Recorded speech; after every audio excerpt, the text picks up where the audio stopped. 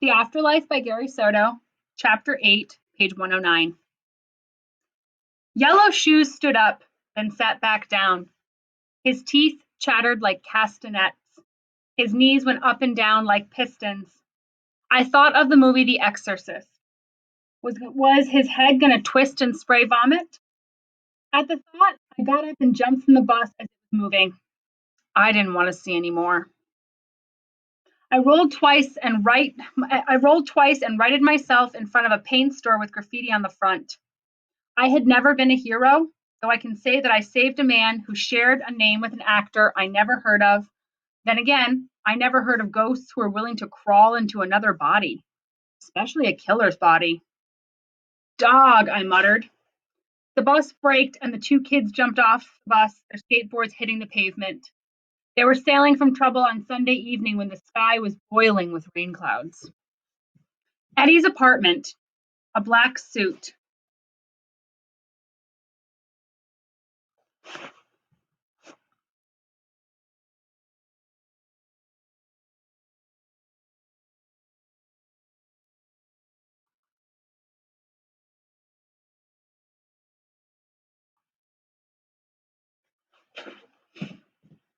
Eddie's apartment, a black suit was laid out like a shadow on his couch.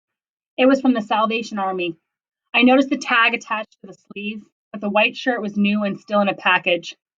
A pair of shoes that needed polishing lay at the cuffs of the pants. All that was needed was Eddie's body to fill those clothes with warmth of his flesh. I wondered what kind of suit my mom got me. A black one like Eddie's? Or was she going to use the brown one I bought for the last year for the fall dance? I sat on the couch and swallowed my fear. It tasted like wet earth. When was I going to be buried? Monday? Tuesday? I yearned to make my rounds once more in Fresno and beg, but how? That my mother leave Eddie alone. Why should he seek revenge? The telephone began to ring. I got up and found it in the kitchen sitting next to a toaster. His machine kicked in. This is Eddie. You know what to do, man. Beep. Then my mother's voice in a whisper. Eddie, you can find him, Mio. Find him. I have more bullets if you need more. I'll see you at the rosary in a little bit. There was the sound of a television in the background, then the final prodding. Mijo, he loves you a lot. He would do it for you. My mom's voice was spooky and her message even scarier. I imagined her completing this call and shuffling back to her couch where she would pick up her knitting needles. Maybe she was knitting a ski mask for Eddie. No telling who's in that getup. I turned and jumped when I spied the towel my mom used to carry the gun. The gun wasn't there, though. Mom, I scolded, why get Eddie involved? I imagined the gun cradled in the pouch of Eddie's Fresno State Bulldog sweatshirt. I imagined the bullets oily and merciless in their drive to hurt someone. Next to the towel lay a newspaper article reporting my murder. The suspect, the article said, was Hispanic, early 20s, and lean with a shaved head. It could have meant anyone, even me, and this frightened me. At the moment, Eddie could be tracking down my killer on such vague details.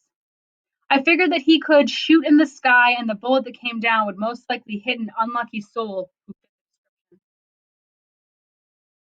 The article also announced my rosary at Everlasting Light Mortuary. My stomach sank because the rosary was scheduled at 6 o'clock and it was 5:15, according to the clock on the wall. I was out of the apartment, flying, but the wind sent me into streets and alleys I didn't want to go down.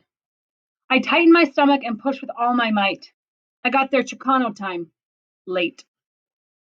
The Everlasting Light Mortuary didn't live up to its name. The corners of the building were hammered open in search of termites. Dog, I thought, I'm going to be buried in a coffin eaten by termites. I hoped that my mom and dad had ordered a metal casket, but I had nothing to joke about when I walked through the termite-infested walls and saw my family and friends, a few lingering around the coffin where my body lay. Candles sputtered, incense hung in the air, organ music droned down out of a cracked speaker. The termites got to snack on the woofers, too. The rosary, it appeared, was over, but not the grief. My mom was crying, and some aunts I hadn't seen in years were tossing tears freely. Uncle Richard was there along with his girlfriend, who in her high heels was taller than him, and just about every guy in the room. Then I spotted the four J's. Jamal had a middle finger and a splint, a basketball injury. Jason sported a bruise under his eye, also an injury. I felt good for them because their appearance suggested that we had won over Sanger. Coach wouldn't have put them in the game if it had been close.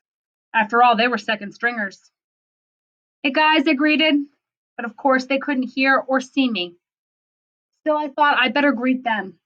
They were huddled together, segregated from the adults because they were young. I was going to miss them. And I think they were going to miss me too, at least until I became a photo in the yearbook, not a moss, or in 10 years' time, a name mentioned at a high school reunion. I remember when I was little, I had ruined the classroom pencil sharpener when I stuck a crayon in it and gave it a mighty crank.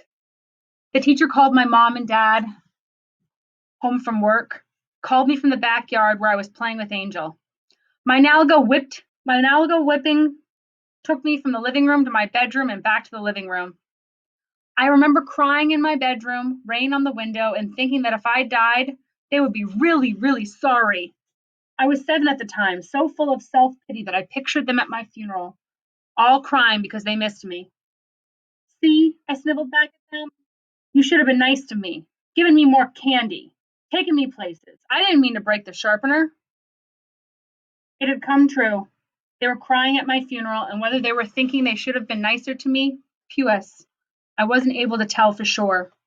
But those tears were real, and the body in the coffin was real too. I approached it slowly and almost buckled because I was full of self pity. Oh, Chewy, I heard someone call out. Oh, Jesus. It was my Aunt Serapha Modesto with a raccoon look from the mascara on her face. She returned to view my body once again. She honked into a Kleenex, and her husband ushered her away. When she was gone, I stepped forward. I swallowed my fear as I lowered my gaze to the body in the coffin. It was me, after all. I was dressed in a new black suit and a tie that was the colors of my school, black and red.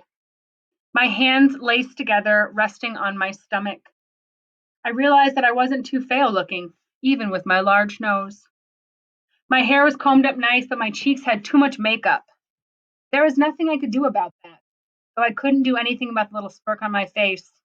I was smirking as if Angel was in the middle of a joke and I was lifting the corners of my mouth, ready to laugh. I did laugh. Dog, I barked to myself. Me in my coffin with a grin on my face. I had to wear it as I lowered into the ground, where I would spin and spin with the daily rotation of the earth. I turned and eyed my primo Eddie, shoving something large and heavy into my mom's hands. My mom tried to give it back, but Eddie, bless him, wouldn't have it either. It was back in my mom's care. The world was safer, quieter. I only prayed that someone would roll my coffin away before the termites got a chance to burrow into the polished wood of my snug little bed.